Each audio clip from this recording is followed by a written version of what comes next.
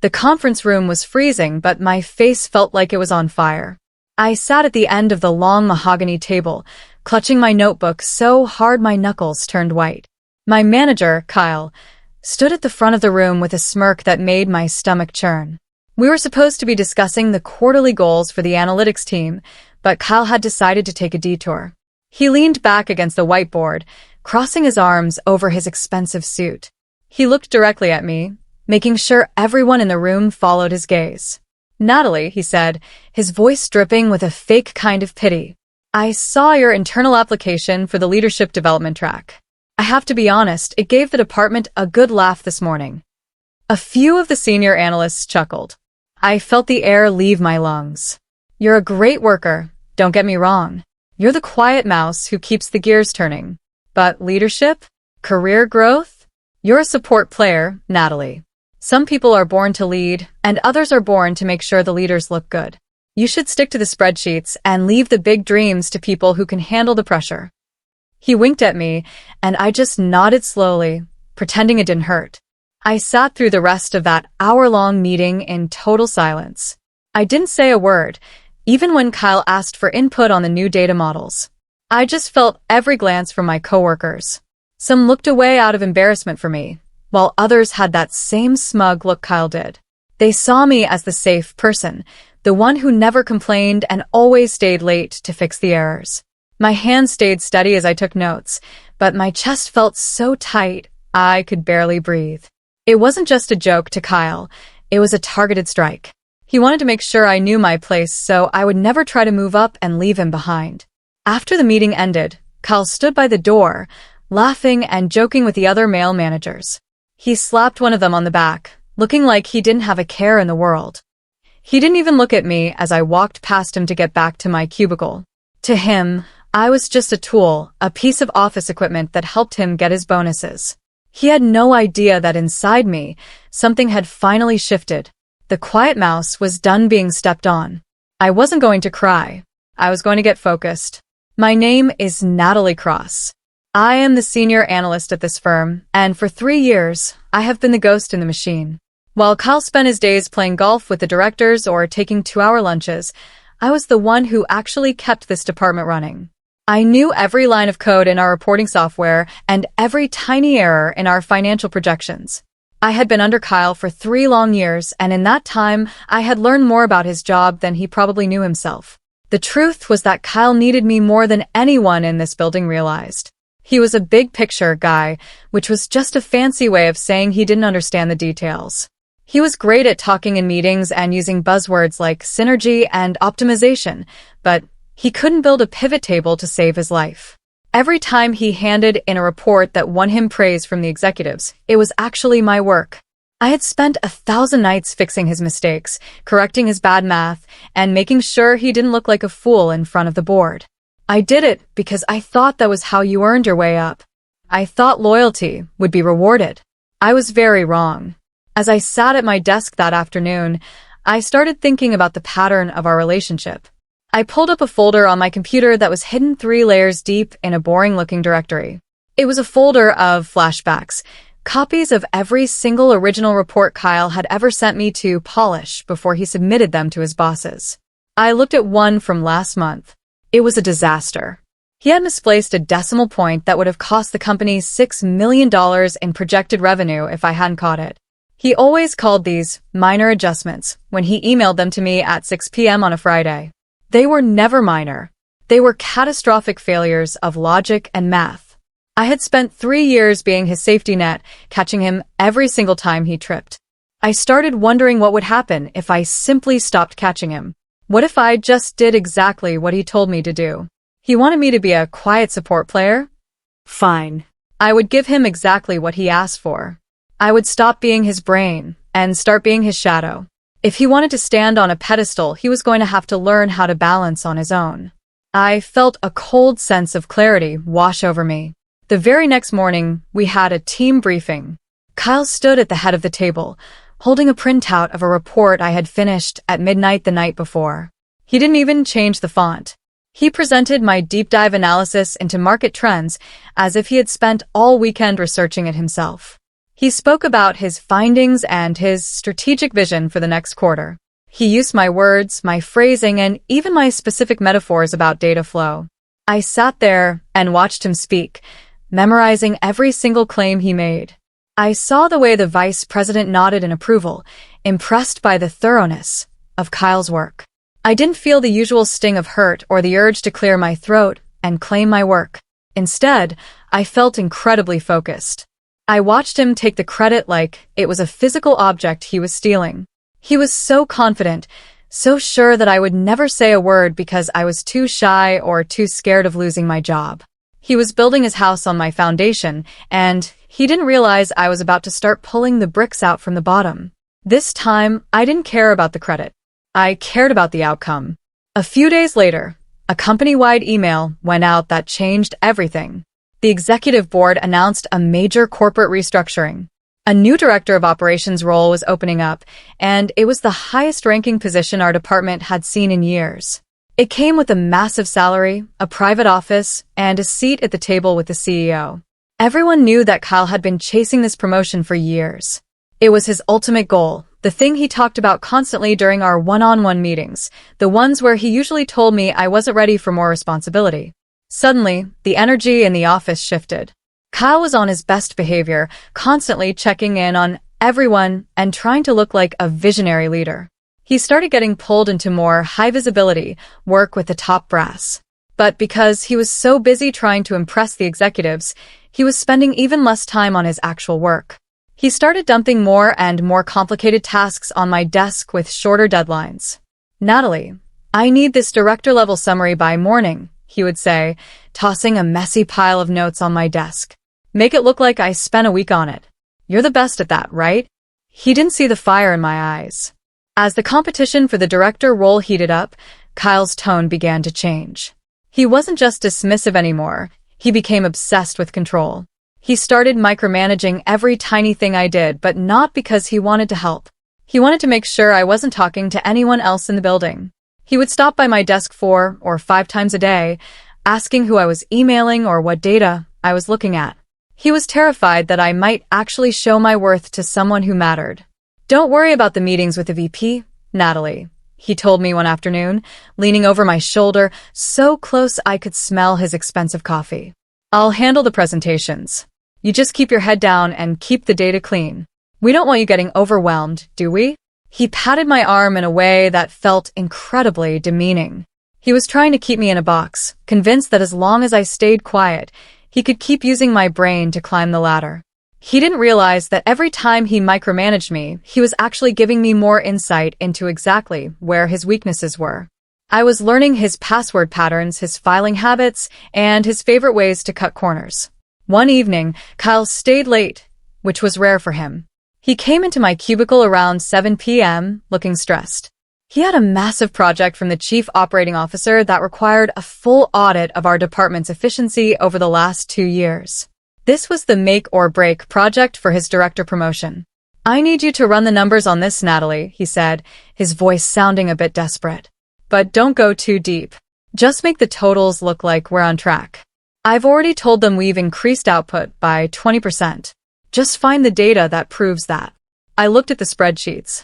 The truth was that our output had actually dropped because Kyle had fired 2 good analysts to save money for his own bonus. To show a 20% increase, I would have to manipulate the date ranges and ignore certain costs. In the past, I would have warned him that this was dangerous and then found a legal way to make the numbers look as good as possible. This time, I didn't say a word. I just looked up and nodded. "Whatever you say, Kyle. I'll follow your instructions exactly." He smiled, relieved. "That's my girl. I knew I could count on you to stay in your lane." I went home that night and sat in my dark living room for a long time. I knew that I was at a crossroads. I could keep being the good soldier and help Kyle lie his way into a director position, or I could finally take off the safety net. I decided to start my own shadow project. Every time Kyle gave me an instruction to hide data or manipulate a report, I documented it. I saved the original emails, I took notes on our conversations, and I kept a clean, honest version of every single report on my personal, encrypted drive. I wasn't doing anything illegal. I was simply doing exactly what my manager told me to do in the official company files, while keeping a record of the truth for myself. I called it the reality audit. I knew that sooner or later someone would look under the hood of this department. Kyle was so arrogant that he believed his charm was enough to keep everyone from checking the math. He thought I was his accomplice because I was being so obedient. He didn't realize that obedience without a warning is the most dangerous thing an employee can give a bad boss. I was letting him walk straight toward the edge of a cliff. Over the next 2 weeks, the tension in the office was at an all-time high. Kyle was practically vibrating with excitement. He had submitted the efficiency report I had built for him, the one where I followed his instructions to the letter, even though I knew the math was built on a lie. He was getting praise from the board of directors. He even had a preliminary interview for the director role, and he came out of it looking like he had already won the lottery. He walked past my desk and didn't even say hello. Meanwhile, I was quietly being summoned to data verification meetings with the HR department and the internal audit team. Because I was the one who actually pulled the raw data, they needed me to explain the technical side of how our reports were generated. Kyle didn't mind these meetings because he thought they were boring and beneath him. He told me to just give them the technical jargon so they go away. He didn't realize that the internal auditors were starting to notice small discrepancies. They weren't accusing anyone of anything yet, but they were asking very smart questions. I answered every question truthfully, but I didn't offer extra information. I was waiting for the right moment. The turning point came on a Tuesday. I was invited to lunch by a woman named Monica, who was the senior director of human resources. I thought it was just a routine check-in, but as soon as we sat down, I could tell it was something more. Monica was sharp and didn't waste time with small talk. "Natalie," she said, looking me in the eye, "you've been with the firm for 3 years. Your technical evaluations are the highest in the department, yet you've never been promoted or given a lead role. Why is that?" I took a slow sip of my water, feeling my heart race. This was the moment. "Kyle feels that I am better suited for a support role," I said carefully. "He has told me many times that I don't have the personality for leadership." Monica frowned. "And, do you agree with him?" I looked at her right back. "I think my work speaks for itself, Monica. If you look at the reports Kyle has submitted over the last 3 years, and then look at the raw data logs in the system, you might find that I am capable of much more than just support. I've been following his direct instructions on how to present our department's performance."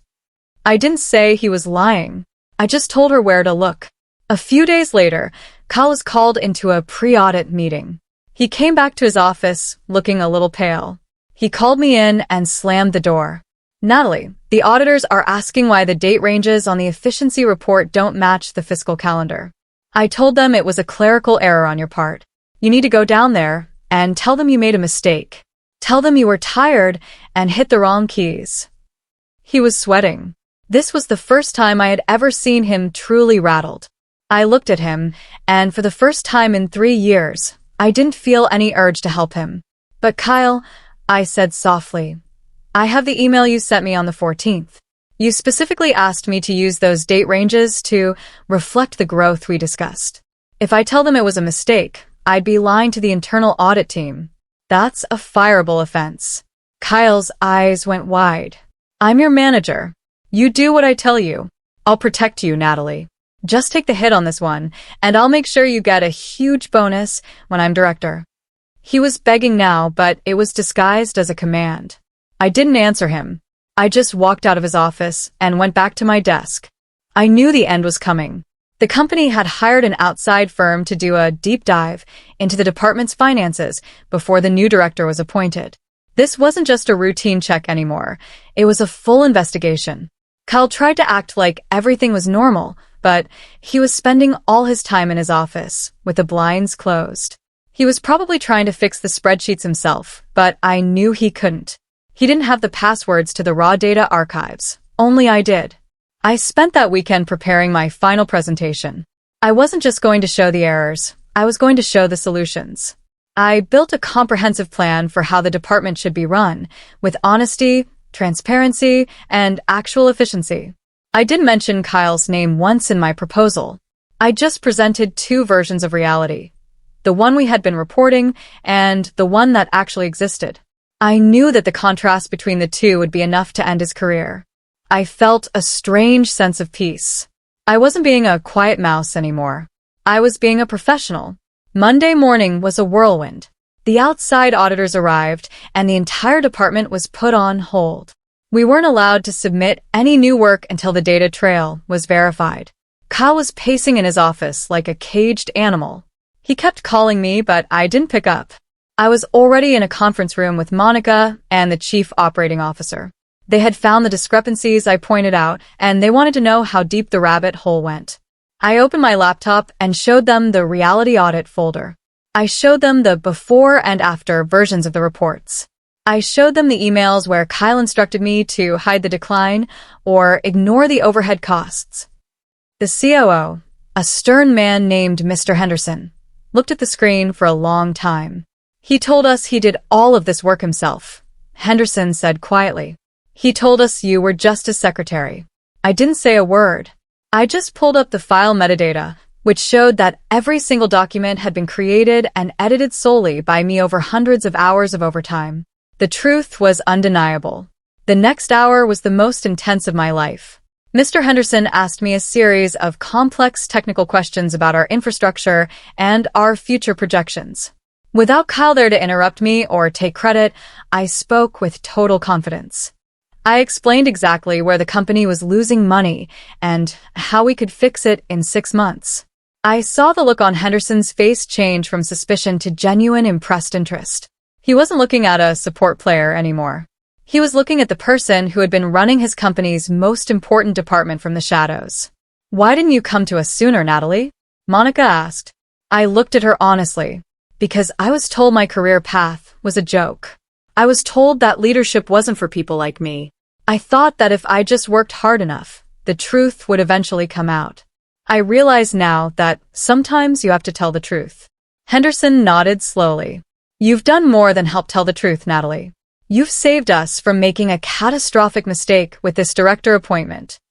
He stood up and asked me to wait in the lobby. As I sat in the lobby, I saw Kyle being escorted out of his office by 2 security guards. He looked smaller than I had ever seen him. His face was a mask of pure shock and rage.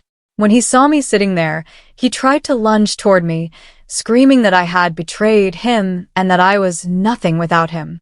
The guards held him back easily. Everyone in the office stopped what they were doing to watch. The man who had mocked me in front of everyone was now being removed from the building in total disgrace. I didn't feel happy watching him fall. I just felt a massive weight lift off my shoulders. He had built his entire career on a lie, and he had used my hard work as the foundation. He had mocked my dreams because he was afraid of my talent. As he was led toward the elevators, our eyes met one last time. I didn't smirk, and I didn't look away. I just watched him go. He was finally seeing the person he had tried so hard to keep hidden, and he realized too late that I was the only thing that had been keeping him afloat. 10 minutes later, I was called back into the conference room. Mr. Henderson and Monica were both smiling now. "Natalie," Henderson said, gesturing for me to sit down. "We've spent the last hour reviewing your shadow project and your proposal for the department. It's the most thorough and honest assessment we've seen in a decade. We aren't just firing Kyle. We are completely restructuring the entire operations branch." My heart was pounding so hard I thought they could see it through my blouse. "We were looking for a director who had vision," Henderson continued. "But we realized that vision is useless without integrity and technical mastery. You have all 3. We'd like to offer you the Director of Operations position, effective immediately. It comes with a full staff, a restructured budget, and the authority to hire whoever you need to fix this department." I sat there in shock. The very promotion Kyle had been chasing, the one he told me I was born to miss, was being offered to me. "I accept," I whispered, then cleared my throat and said it louder. "I accept." My first day as director was a blur. I moved into the large corner office that Kyle had been eyeing for years. It was funny, the quiet mouse now had the biggest desk in the department. But I didn't care about the furniture. I cared about the culture. I called a meeting of the entire team in the same conference room where Kyle had mocked me only 3 weeks prior. The room was silent, but the energy was different. There was no smirking, only a profound sense of respect. I know things have been chaotic, I told them, standing where Kyle used to stand. But from now on, this department operates on one principle. The data is the truth. There will be no more polishing or hiding the decline. We are going to be honest about our failures so we can be proud of our successes. I looked around the room and saw the younger analysts, the ones who reminded me of myself. I made a mental note to check in with each of them. I wasn't going to be the kind of leader who needed to step on others to feel tall.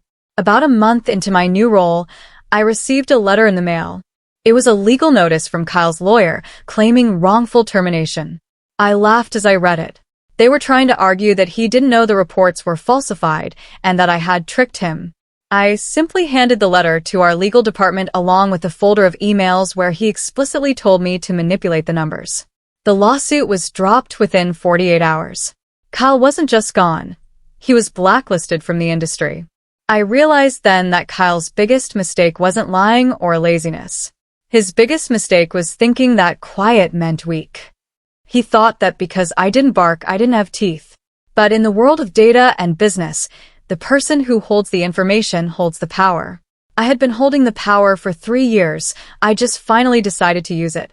My career path hadn't been a joke. It had been a long, careful climb. One of the first things I did as director was to promote 2 of the other quiet workers who had been overlooked by Kyle for years.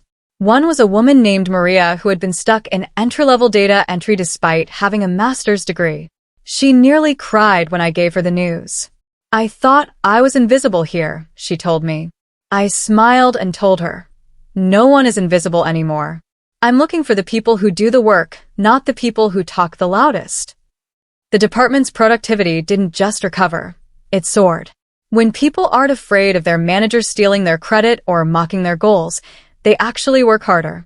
We fixed the $6 million deficit I had discovered, and by the end of my first quarter, we were actually ahead of our targets for the first time in company history. Mr. Henderson sent me a personal note of congratulations. He said I was the best hire he had made in years. I kept that note on my desk, right next to my old senior analyst notebook. I often think back to that freezing morning in the conference room. I think about the way Kyle looked at me and the sound of the room's laughter. At the time, I thought it was the worst moment of my life. Now, I realize it was the best. It was the moment I stopped waiting for permission to be successful. It was the moment I realized that if the person in charge is a fraud, you don't owe them your loyalty. You owe yourself your future. I learned that the best revenge isn't a loud argument or a public scene. The best revenge is simply outgrowing the people who tried to keep you small. Kyle is probably still out there somewhere, trying to charm his way into another job he isn't qualified for. But he will never have what I have. He will never have the respect of a team, the trust of his bosses, or the satisfaction of knowing he actually earned his seat at the table. I am Natalie Cross, Director of Operations. And I am no longer a support player. My life changed in ways I didn't expect. I had more money, sure, but I also had a voice. People actually listened when I spoke in meetings. They didn't just listen. They looked for my approval. It was a strange transition, going from the person who fixes the errors to the person who decides the strategy. But I found that my years as a quiet mouse had prepared me perfectly. I knew the business from the bottom up. I knew how the work actually got done. I made sure to stay grounded. Every Friday, I spent an hour in the pit with the analysts, looking at the raw data with them. I want them to know that I haven't forgotten where I came from. I want them to see that their work matters. I've become a mentor to several young women in the company, helping them navigate their own career paths. I tell them the same thing every time. Don't let anyone tell you that you're just a support player. The people who keep the gears turning are the ones who eventually get to drive the car. Looking back at the whole journey, the timeline was so clear. The 3 years of silence weren't wasted time. They were my training ground. The humiliation from Kyle was the spark, but the fuel was my own competence. If I hadn't been so good at my job, I wouldn't have had the receipts to take him down. If I hadn't been so diligent, the auditors wouldn't have trusted me. My weakness was actually my greatest strength. I recently saw a post on a professional networking site from Kyle. He was trying to pivot into motivational speaking about leadership and overcoming betrayal in the workplace. I had to laugh. Even now, he was trying to spin his failure into a performance. But I noticed his post only had 2 likes, both from accounts that looked fake. The world has a way of catching up to people who build their lives on shadows. Meanwhile, my shadow project had become the blueprint for my company's new ethics policy. The office isn't freezing anymore. Or maybe I just stopped noticing the cold because I'm so focused on work. We've just been through our second restructuring, and this time it was my design. We've created a merit-only promotion track that ensures no one ever feels the way I did on that leather couch.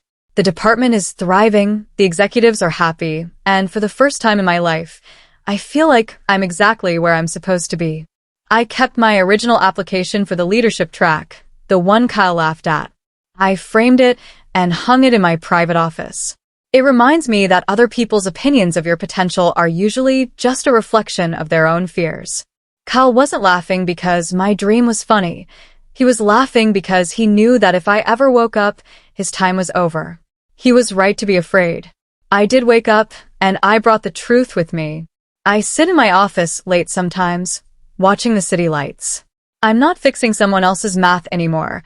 I'm planning the future of a global firm. I didn't have to destroy Kyle to get here. I just had to stop protecting him from himself. He was the architect of his own downfall, and I was just the one who stopped holding up the walls. It's a powerful feeling, knowing that your success is built on a foundation of integrity and hard work rather than lies and theft. If you are the quiet one in your office, the one who does all the work while someone else takes the credit, listen to me. Your time is coming. Keep your notes, save your emails, and master your craft. The person mocking you today is the person who will be begging for a reference tomorrow. Sometimes the strongest move isn't proving them wrong in a loud argument. Sometimes the strongest move is simply being so undeniably right that the rest of the world has no choice but to notice. My name is Natalie Cross, and this is just the beginning of my career.